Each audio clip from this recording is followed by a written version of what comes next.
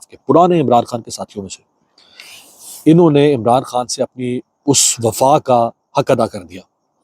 اور انہوں نے کھل کے اس فسطائی نظام کے خلاف بولا، لکھا، عمران خان کے حق میں، پی ٹی آئی کے ساتھ ہونے والی زیادتیوں کے خلاف،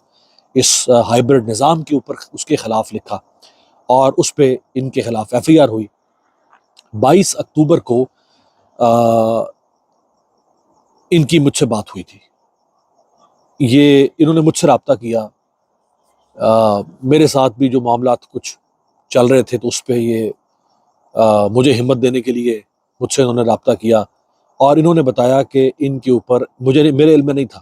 انہوں نے بتایا کہ یار میرے اوپر بھی ایف آئی اے نے، سائبر کرائم والوں نے کیس کر رکھا ہے اور میں ضمانت پر ہوں۔ تو میں نے ان کو ہمت دی کہ اللہ تعالیٰ آسانیاں پیدا کرے گا، اور کیوں آپ کے اوپر کیوں کوئی ہاتھ ڈالے گا، آپ ایک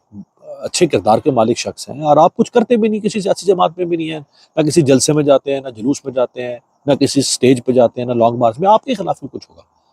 اور آج اس شخص کو بھی اٹھا لے گا۔ اب آپ اندازہ کریں کہ جس ملک میں احمد جواد جیسا دھیمے مزاج کا، ٹھنڈے مزاج کا، نرم گفتگو کرنے والا، خوش مزاج شخص اور غیر فعال سیاستدان بھی اگر برداشت نہیں ہو سکتا، یا ایسے شخص کی بھی تنقید برداشت نہیں ہو سکتی، یا اس کی بھی کوئی ٹویٹ برداشت نہیں ہو سکتی، تو سوچیں کہ پھر اس ملک میں اب ہم سانس کیسے لیں، میں اپنے اس پاکستان میں سانس کیسے لوں، میری قوم سانس کیسے لے۔ دیکھیں نا، اگر کوئی بہت ہی ایکٹیو سیاستدان ہو، جلسے کر رہا ہے، اڈیالہ جا رہا ہے، جلوس کر رہا ہے، دھرنے دے رہا ہے، لانگ مارچ کر رہا ہے، ٹی وی شوز پہ جا رہا ہے، بھائی کچھ تو کر رہا ہو نا، تو ریاست کہے کہ یار اس کا بندوبست کرو۔ یہ تو کچھ کر ہی نہیں رہے تھے، یہ تو سیاست میں تو تھے ہی نہیں اس طرح سے ایکٹیو، پی ٹی آئی چھوڑ چکے ہوئے تھے، نون لیگ چھوڑ چکے ہوئے تھے، صرف عمران خان کے ساتھ ہونے والی زیادتیوں پر بات کرتے تھے، اور وہ بھی بڑے تمیز طریقے کے ساتھ۔ میرے لیے بہت تکلیف دہ خبر ہے، میرا چونکہ ان کے ساتھ تعلق بھی بہت